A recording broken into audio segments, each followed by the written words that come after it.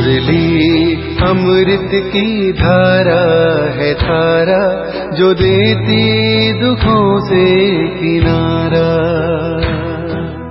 मुरली अमृत की धारा है धारा, जो देती दुखों से किनारा। भूले जीवन में हो जाए शिव बाबा मुरली में समझाए। ओम शांति। आज की तारीख है 5 जनवरी 2022 की साकार मुरली। बाबा के महावाक्य। मीठे बच्चे, तुम्हें अभी नया जीवन मिला है। पुराना जीवन बदल गया है क्योंकि तुम अब ईश्वरीय संतान बने हो। तुम्हारी प्रीत एक बाप से है।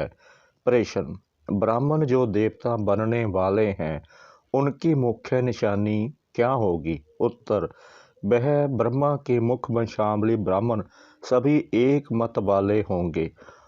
उनमें कभी मतभेद नहीं हो सकता, आपस में फूट नहीं पड़ सकती। लौकिक में जो ब्राह्मण कहलाते उनमें तो अनेक मतें होती हैं। कोई अपने को पुष्करणी कहलाते, कोई सार सिद्ध। तुम ब्राह्मण एक बाप की मत से देवता बनते हो। देवताओं में भी कभी फूट नहीं पड़ती। गीत। जिस दिन से मिले हम तुम।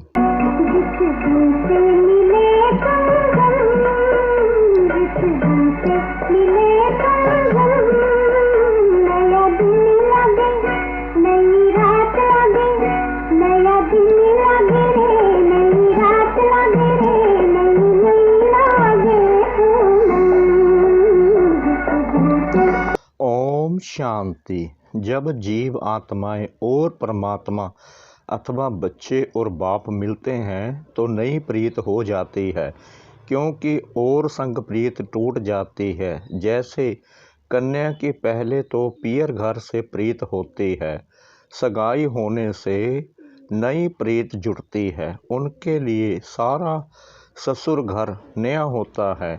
नई दुनिया की नई प्रीत जुटती है तो सारे नए परिवार से प्रीत जुट जाती है। अब गायन भी है। आत्माएं परमात्मा अलग रहे बहुकाल, यह सुंदर मेला है नया, यह घर नया, यह संबंध नया। तुम जानते हो हम हैं ब्रह्म कुमार और ब्रह्म कुमारियाँ। शूद्र कुमार और कुमारियाँ अब नहीं हैं। ब्रह्मा और ब्रह्म कुमार कुमारियाँ का आपस में कितना लाभ है, क्योंकि यह तो गए ईश्वरीय संतान। ईश्वर तो है निराकार, उनके साथ लब तो साकार में चाहिए ना। निराकार को कैसे लब करेंगे? आत्मा शरीर से अलग हो जाती है तो लब नहीं होता। आत्मा और परमात्मा जब साकार में मिले तब लब हो। निराकार रूप में भल गाते रहते हैं तुम मात पिता। तुम आओ तो तुम्हारी कृपा से हमको सुख घनेरे मिले। पतित पावन आओ गाते हैं ना। बरोबर भारत महान था तो अथा सुख था, उसका नाम ही था सुखधाम। यह है दुखधाम और जहाँ आत्माएं रहती हैं वह है शांति धाम। वहाँ तो आत्माएं पवित्र ही रहती हैं, अपवित्र कोई आत्मा रह नहीं सकती। तुमको अब बाप मिला है तो नया जीवन मिला है। पुराना जीवन बदल अब नया जीवन बना रहे हैं। अपने बाप से बेहद सुख का बरसा ले रहे हैं। सुख घनेरे भारत में ही होते हैं, स्वर्ग में और शांति घनेरी होती है निर्वाण धाम में। जहाँ तुम्हारा और हमारा घर है तो समझाना चाहिए हम आत्माएं शांति धाम की रहने वाली हैं। बाप भी वहाँ का रहने वाला है। वह हमारे माफिक जन्म मरण के चक्कर में नहीं आते हैं। है वह भी आत्मा, परंतु परम आत्मा है, परम धाम में रहने वाले हैं। हम आत्माएं भी परम धाम में रहने वाले परम पिता परमात्मा के बच्चे थे। घर तो हम सबका वही है, घर भी सबको याद है। कोई मरता है तो कहते हैं फलाना पार निर्वाण गया, वह है बानी से परे स्थान। सूर्य चांद की जहाँ गम नहीं, हम वहाँ के रहवासी हैं। अब बाबा को याद करते रहते हैं। जब बाप आते हैं तो नई बातें फिर से सुनाते हैं। मनुष्य इस ड्रामा को जान जाएं तो बोलें, हम जो कदम उठाते हैं सेकंड बाई सेकंड नया है। बेहद का ड्रामा फिरता रहता है तो बाप आकर नई बातें सुनाते हैं। तुम बच्चों को त्रिकालदर्शी त्रिनेत्री बना रहा हूँ। बाप ब्रह्मांड का मालिक है तो त्रिलोकी का भी मालिक है ना, क्योंकि तीनों ही लोकों की नॉलेज देते हैं। तुम त्रिलोकी के मालिक नहीं बनते हो, तुम विश्व के मालिक महाराजा महारानी बनते हो। त्रिलोकी अर्थात तीनों लोकों को जाना जाता है। मालिक तो एक लोग स्वर्ग का बनते हो। तो यह है नई नई बातें। बाबा के बच्चे बनते ही हैं बरसा लेने के लिए। कोई को भी यह समझाना बड़ा सहज है। पूछो भगवान से तुम्हारा क्या संबंध है? भगवान तो है स्वर्ग का रचयिता, मात पिता है। भगवान को कभी नरक अथवा दुख धाम का रचयिता नहीं कहेंगे। परम पिता परमात्मा ब्रह्मा द्वारा स्वर्ग की स्थापना करते हैं। जरूर नई दुनिया स्वर्ग ही रचेंगे। परमात्मा ब्रह्मा द्वारा पहले ब्राह्मण धर्म रचते हैं, उनको राजयोग सिखलाते हैं, जो फिर ब्राह्मण से देवता बनते हैं। तो ब्रह्मा द्वारा ब्राह्मण, फिर विष्णु द्वारा देवी धर्म होगा। इस समय तुम ब्राह्मण बनकर फिर क्षत्रिय भी बनते हो, विष्णु धर्म में जाते हो। अभी ईश्वरीय धर्म अथवा ब्राह्मण धर्म में आए हो, फिर भविष्य देवी धर्म में जाएंगे। ब्राह्मण धर्म भी चाहिए ना। प्रजापिता ब्रह्मा द्वारा मुख वंशावली ब्राह्मण रचे, वह ठहरे बच्चे। सन्यासी भी मुख से रचते हैं, परंतु वह बच्चे नहीं रचते, वह फॉलोअर्स रचते हैं। उनको वंश नहीं कहा जाता। मुख से कहते हैं तुम हमारे फॉलोअर्स हो। वंश को तो वर्षा मिले, यह तो तुम बच्चे जानते हो। दिन प्रतिदिन ब्रह्मा मुख वंशावली की वृद्धि होती जाएगी, बीके बहुत होते जाएंगे। जितने देवताएं भरने होंगे उतने ब्राह्मण जरूर बनेंगे। परम पिता परमात्मा ब्रह्मा द्वारा मनुष्यों को ब्राह्मण सो देवता बनाते हैं, तो जरूर स्वर्ग के मालिक होंगे। उनके लिए ही गायन है। मनुष्य से देवता तो यह बाबा आकर नई नई बातें सुनाते हैं। नई दुनिया के लिए नई बातें होने कारण शास्त्रों में कहा भी यह बातें नहीं हैं, इसलिए मनुष्य मूझते हैं। तुम्हारी यह है ईश्वरीय संप्रदाय, परंतु जो ईश्वरीय संतान बनकर फिर ईश्वर को फारगति दे देते, वह फिर आसुरी संप्रदाय बन पड़ते हैं। एक बारी मम्मा बाबा कहा, ज्ञान सुना तो उनको वर्षा जरूर मिलेगा। मम्मा बाबा कहते रहते हैं, लिखते भी हैं। पिताश्री मातेश्वरी प्रजापिता ब्रह्मा तो मशहूर है ना, शिव बाबा भी नामी ग्रामी है। आत्मा कहती है गॉड फादर। बाप कहते हैं मैं पहले पहले प्रजापिता ब्रह्मा को एडॉप्ट करता हूँ। यह ब्रह्मा की एडॉप्शन सब ब्राह्मण हैं। तो नई रचना हुई ना, जरूर बहुत होंगे। इतने सब विष से थोड़ी पैदा हो सकते। गाया भी जाता है प्रजापिता ब्रह्मा और जगदम्बा। ब्रह्मा भी एक, विष्णु भी एक, लक्ष्मी नारायण भी एक, जगदम्बा भी एक होती है।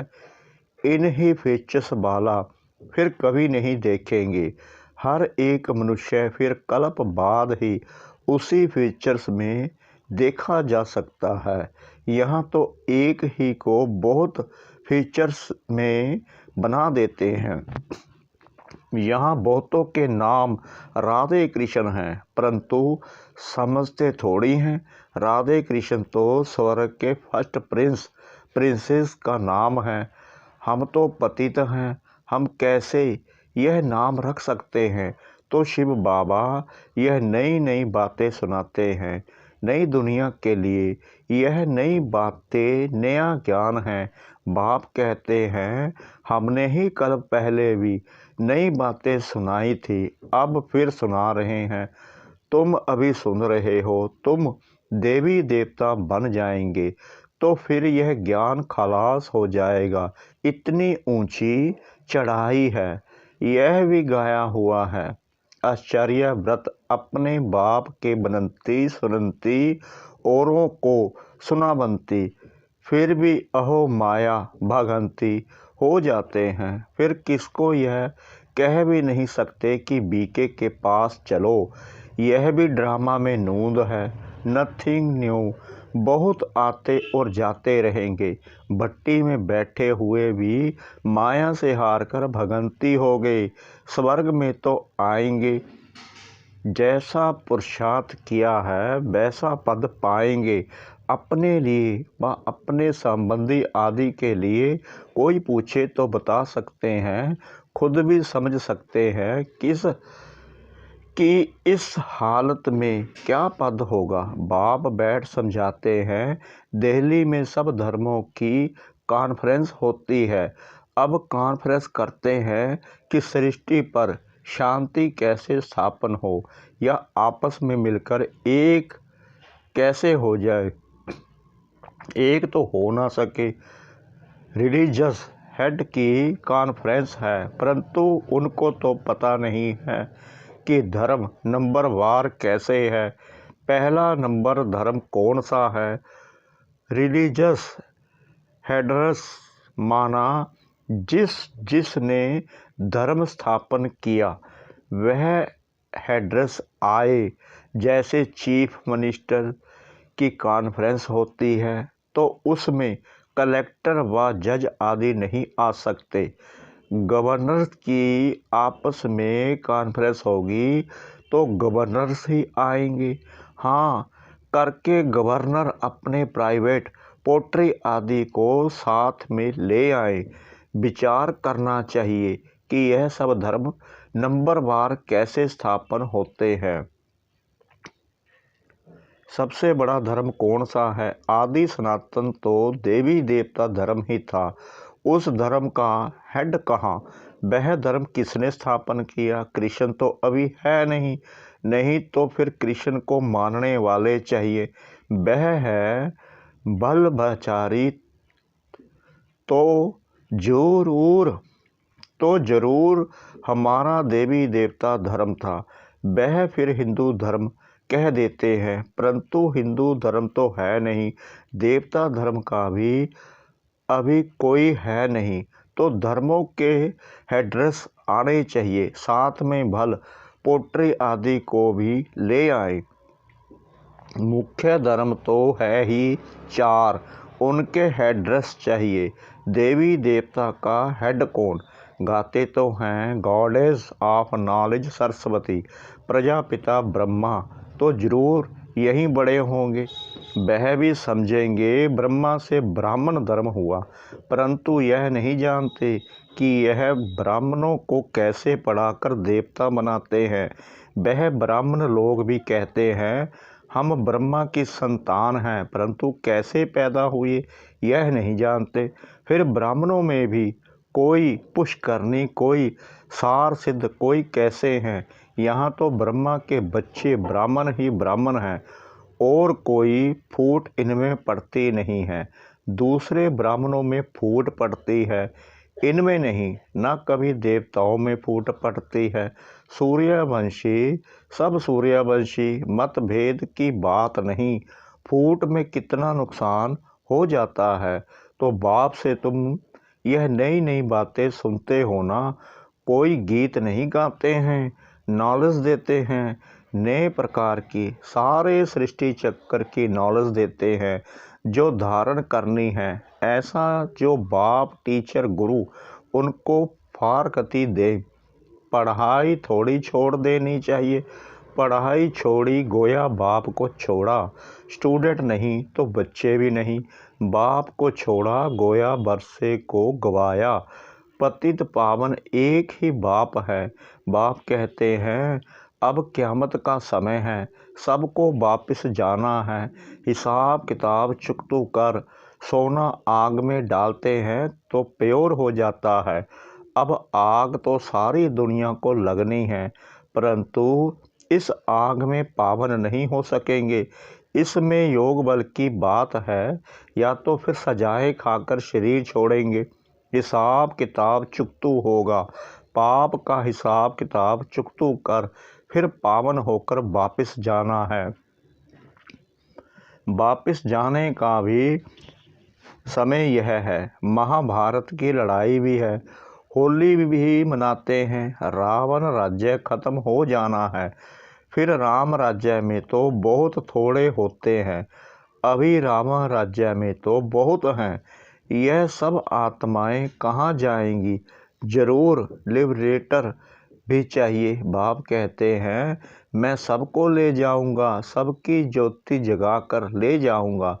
फिर उन्हों को अपना अपना पाठ बजाना है। तुम जानते हो हम देवी देवता धर्म में आएंगे, मुक्ति धाम में जाकर फिर वापस चले आएंगे। 84 जन्म भोगेंगे, सूर्यवंशी चंद्रवंशी बनेंगे। सारा चक्कर बुद्धि में आ गया है। आत्मा बता सकती है कि आओ तो हम आपको शिव बाबा का ऑक्यूपेशन बताएं। बच्चों के सिवाय तो कोई बता ना सके। वह कहेंगे परमात्मा तो निराकार है, उनका फिर ऑक्यूपेशन क्या बताएंगे? अरे वह पतित पावन है तो जरूर पावन बनाने उनको आना है ना। कैसे राजयोग सिखलाते हैं ब्रह्मा द्वारा, कैसे देवी देवता धर्म की स्थापना होती है वह हम बता सकते हैं। तो बाबा बैठ सब बातें समझाते हैं, बच्चों को ही समझाएंगे। कल्प पहले जिन्होंने पढ़ा है वह पढ़ते हैं नहीं, पढ़ सकते तो भगंती हो जाते हैं। नई बात नहीं, फिर भी बाबा का हमेशा बच्चों पर लब रहता है बेचारा। फिर भी आकर बाप से पूरा बरसा ले, परंतु तकदीर में नहीं होगा तो क्या कर सकते। बाप का तो लब है ना, क्योंकि भक्ति मार्ग में भी बाप को बहुत याद करते हैं। जो भी देवी देवता धर्म वाले होंगे वह जरूर याद करते होंगे। आधा कल्प खूब याद करते हैं। आत्मा ने सुख पाया है तो दुख में बाप को याद करेगी। वह जास्ती भक्ति कर पुजारी से फिर पूज्य बनते हैं। जो देवी देवता थे उनका ही सैपलिंग लग रहा है, तो कॉन्फ्रेंस आदि जब कहाँ भी होती है तो उसमें मुख्य धर्म वालों को बुलाना पड़े। बीके को बुलाएं तो वह पूरी राय देंगे। प्रजापिता ब्रह्मा के बच्चे ब्रह्म कुमार कुमारियाँ ही पूरी राय दे सकते हैं कि क्या करना है। तुम पीस चाहते हो, परंतु पीस तो निर्वाण धाम में ही होती है। अभी तो दुख धाम है, अनेक धर्म है। एक धर्म था तो सुख शांति सब कुछ था। अभी यह विनाश तो जरूर होगा, इसमें तो खुश होना चाहिए। स्वर्ग के गेट खुल रहे हैं। ऐसे ऐसे बच्चियों को समझाना पड़े। समझा? अच्छा, मीठे मीठे सिखला दे बच्चों प्रति माता पिता बाप दादा का याद प्यार और गुड मॉर्निंग। रूहानी बाप की रूहानी बच्चों को नमस्ते। हम रूहानी बच्चों की रूहानी बाप दादा को श्रद्धा भरी प्रेम भरी नमस्ते। शुक्रिया बाबा, शुक्रिया बाबा, शुक्रिया बाबा इस मीठी मुरली के लिए। धारणा के लिए मुख्य सार। नंबर 1, कभी भी बाप को व पढ़ाई को छोड़ वर्षा नहीं गंवाना है, एक मत हो रहना है। नंबर 2, सजाओं से छूटने के लिए योग बल से पुराने सब हिसाब किताब चुकतू करने हैं। वरदान, ट्रस्टीपन की स्मृति से निमित्त समझ हर कार्य करने वाले डबल लाइट भव। निमित्त बन का भाव बोझ को सहज खत्म कर देता है। मेरी जिम्मेवारी है, मेरे को ही संभालना है, मेरे को ही सोचना है तो बोझ होता है। जिम्मेवारी बाप की है और बाप ने ट्रस्टी अर्थात निमित्त बनाया है। इस स्मृति से डबल लाइट बन उड़ती कला का अनुभव करते रहो।